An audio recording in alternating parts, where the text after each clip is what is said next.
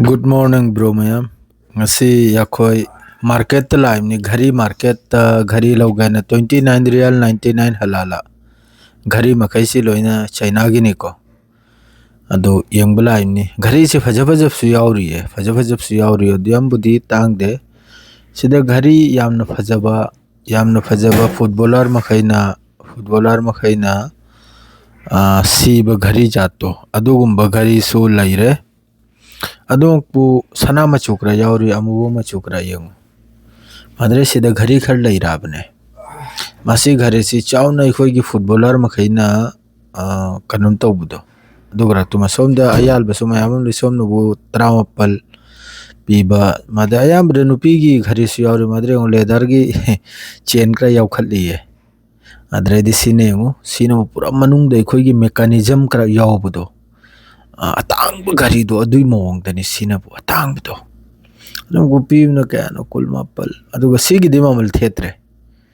सिदा उल्ली बखरी सिगिदि ममल सी थेत्रे मासी ममल ओ यावरी 99.99 नीने ममल से लुपा चाम दगी लुपा am ताबा अदुगा मनुंग क्राक सिदि याम साथिन फजरे है मनुंग क्राक सिदि पूरा मचू तारे माई घरी से फजे अखोई से अदुम कोई बस साल लाकपनी दा अद्रेदी सऊदी की मार्केट से सुमाया अदुम यंग मद्रे सोमनर बु सिदनबु अखोई मसम लाकपी सिदन नुपी मचा के बैग लांग अमा हैंड बैग लैरे सिदनबु खुजी लैरे खुजी सुजु याम साथन फजे ने सना मचुकरा यावरे को पितोल के एंगु से क्या फजर नु चक लावी लाइन फजे अंगांग मचा गिने क्या न लुपा त्रानी थोई से लुपा क्या नो याम खरे लुपा त्रानी थोई से ना सिनो पूरा पितोल गिनी पितोल है देखो ये कनो कोरी की है करिया है सना मचुनी लुम लावी याम फजे अमसे सु यंगी मदे सोमन फुटबॉल सु लाई मद्रे सिदना बु या खुजी खुरांग नि द मयाम खुजी खुरांग नि यंग मसना मयाम खुजी सि यंग लिमनी या खो अमसिना तखली से पितोल गिनी पितोल गे याम फजे याम साथेना फजे पितोल गिनी सोमनबु झुमका करा लैरे अमकरा लैरे मासिदसु झुमका करा माद्रे दिसिनबु चोमाई निको चोमाई करा मचा यंग झुमका करा लिक करा तो सिरे झुमका उरेदना पिमाई गिना कोंग मना द चिन्न निगाई दो सुनु योलिम नि सिंग फम सिदा सिया चौ मार्केट नि तो सिरे झुमका यंग फजद्रे झुमका खंगे दर ना कोंग द चिन्न निगाई दो दुनी या खोजे अदुम कोई बे सोमन फुटबॉल करा सोमन गाड़ी ले रे बैटरी की अमा द्रेसिन बु खुदोप करा निको अमा सिन फुराम बा कराई दे दखाई उरान पुबगी मयंग को सम फादन फूदन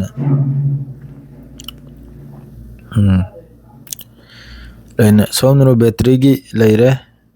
बैटरी की अमा सिद पोचे करा लांग फंग तो फूदना सऊदी ना हत खिनी अखोई फु सिक्योरिटी ना सोमनबु अखोई की लिक लांग लैरे तस्बीह लैरे अमम लैरे लोइना असुबिनी सोमनबु तस्बीह सु लिक लांग सोमम सु सोमनबु बैटरी की कार लोइने ngो बाइक लांग लोइन लैरे हायाबुसा सीबीआर माद्रे होंडा करेकरनो सोमन मर्सिडीज बेंटली लोइन लैरे को अंगांग मखई की साना निगाई नि पिक मखई की लोइन सानगाई ने सिगी कार मखजे तोंग सेदनबु फुटबॉल सिदी यादे the सिगी ball Sidi lion duplicate नि चोइस लोकल साउंग तनी हेलो चल छिने लो ने लिक फजवम पाई खरे मैंने लौर गाइन मारे ने करुटाब लिखनी सुन तो दन सिदा मयाम नि पोची होली से लिक लांकरा अमा करा माद्रे चोमाई खुजी लोइन योल घरे सिदा चिरिगी दुम लो बोदी आई खरे दुम हकत बोदी आई चिदा ओइ जे दोर सुमाई ममल सिदी यादे दा हम से नाम चा सागली सं थमलो मोलो ओने बोल दो दी बोल दो न ते कोन लो दोर दो सिने वॉलीबॉल गिनी को बास्केटबॉल अदुगी बोलनी दुन ते दा तो पनि लो गो दोर दो खोइना दुन त्रा सोमनबु चेंग चाक अमा यंग माई लाक नखरी सिदनबु चेंग चाक करे करनो ꯑꯗꯣ ꯑꯃ ꯌꯦꯡꯒꯦ ꯑꯩꯈꯣꯏ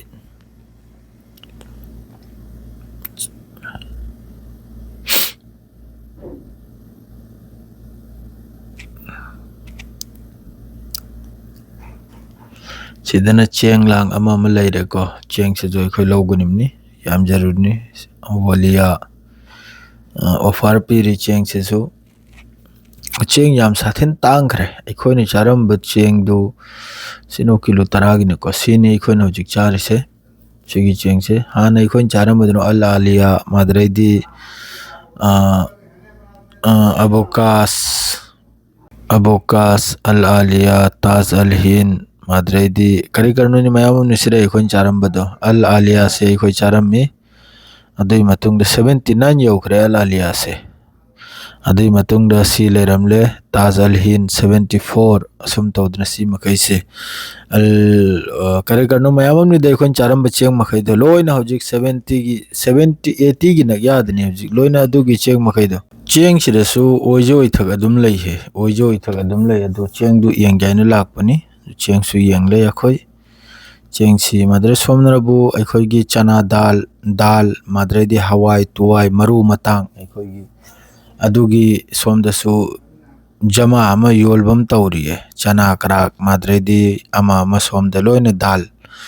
ꯑꯉꯥꯡꯕꯤ ꯁꯒꯣꯜ ꯍꯋꯥꯏ ꯑꯁꯤꯅꯆꯤꯡꯕ ꯂꯣꯏꯅ ꯑꯁꯣꯝꯗ ꯍꯧꯖꯤꯛ ꯌꯣꯜꯂꯤꯝꯅꯤ ꯕꯗꯥꯝ ꯇꯨꯗꯥꯝ ꯂꯣꯏꯅ ꯑꯁꯨꯕꯤꯅꯤ ꯃꯣꯇꯣꯔ ꯐꯥꯇꯣꯔ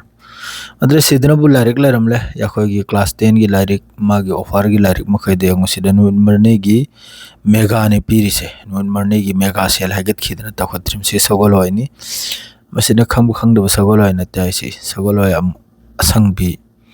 ꯁꯣꯝꯗ ꯃꯥꯅ ꯇꯥꯈꯠꯂꯤ ꯁꯒꯣꯜ ꯍꯋꯥꯏ ꯑꯃꯨꯕꯤꯅꯤ ꯍꯥꯏꯅ ꯀꯩꯁꯨ ꯍꯦꯛ ꯈꯪꯈꯤꯗ꯭ꯔꯕ ꯀꯩꯁꯨ ꯍꯦꯛ ꯈꯪꯈꯤꯗ꯭ꯔꯕ ꯕꯦꯀꯥꯔꯗ ꯆꯠꯂꯤꯕꯅꯤ ꯑꯗꯨꯝ ꯃꯥꯔꯀꯦꯠꯇ ꯁꯤꯅꯕꯨ ꯕꯗꯥꯝ ꯀꯔꯥꯛꯅꯤ ꯕꯗꯥꯝ ꯀꯔꯥꯛ ꯍꯋꯥꯏ ꯀꯔꯥꯛ ꯑꯃ ꯁꯣꯝꯗꯅꯕꯨ ꯂꯩꯔꯦ ꯍꯪꯉꯨ ꯃꯣꯏ ꯃꯤꯗ꯭ꯔ ꯍꯪꯉꯨ ꯀꯔꯥꯏ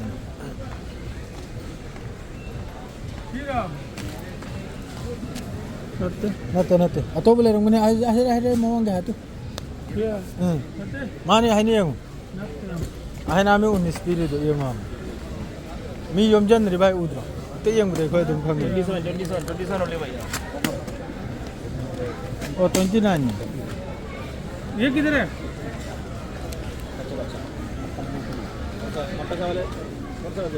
छोटा वाला मोटा वाला ये मोटा वाला है ना भाई मोटा भी यूज केरला का यूज करते हैं यूज करके नहीं आएगा बासमती नहीं है बासमती ना ऑफर डाल दिया ना भाई कितना 26 इस समय बासमती 26 ने पी रहे नहीं क्या ना पादुर लौरगे 4 26 नहीं ना करा सिराय 19 तो ना साइड पर है तो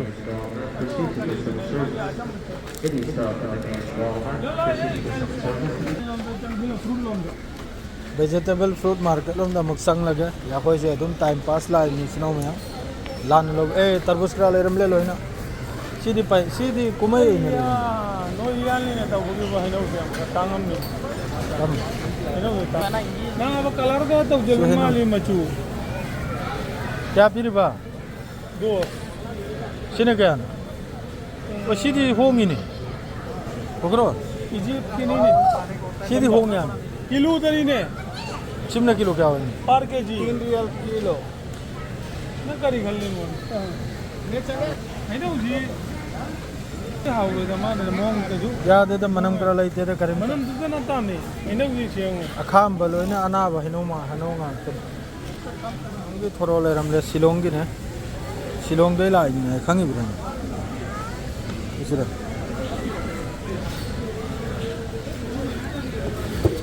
वांगुडी चादे चिंगी कोंजिल को याद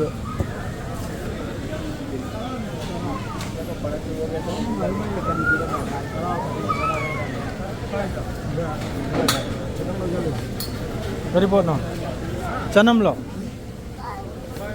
Kano makulo ini kanam tahu kris negari. Canam muka. Jadi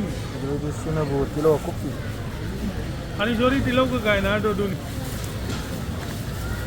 Sini saya sang thong bahau kerjaan. Burung ini pakul tiba, kul mapal tiba. होंगे होजी एरुम याम साथीना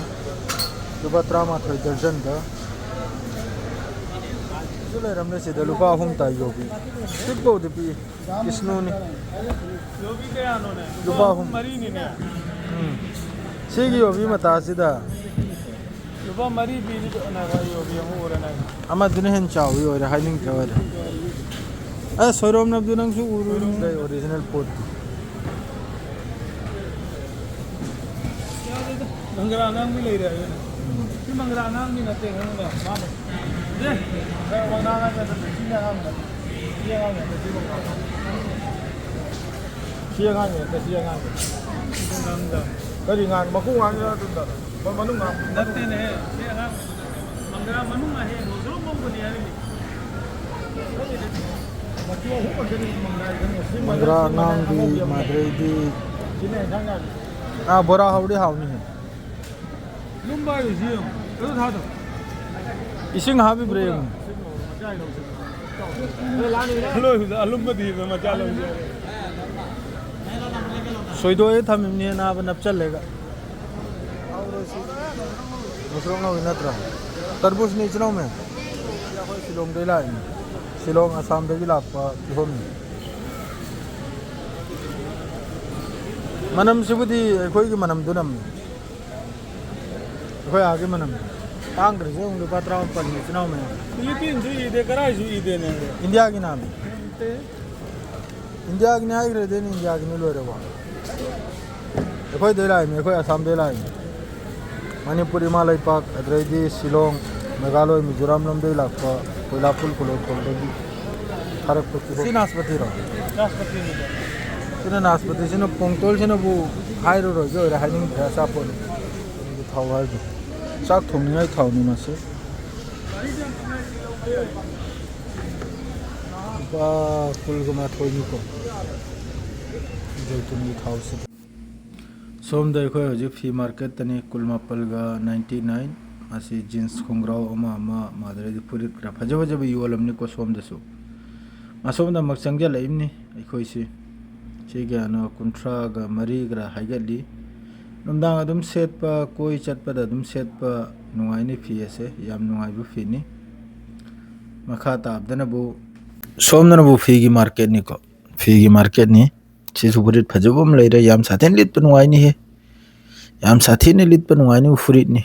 तांबु दि तांगनि रियल यांखै गी मथक्तनि मान पीरिसे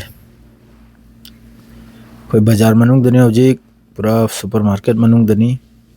पोचे यंगे फिरोलमा मा कान था मादरे दी सोम द जिन खोंग्रा ममा तुम बचाब द सेट मादरे सिर्फ साइकिल 299 फोल्डिंग साइकिल नीचनाव में folding पूरा थुपचल लेगा पुबियाबो थुपचल लेगा पुबियाबो साइकिल नीचनाव में अदुगा मसेगी वीडियो सी अदुम सिवा सिर लोजन जरा गेचनाव में अस्सलाम वालेकुम व रहमतुल्लाहि व बरकातहू साइकिल ना लोइबी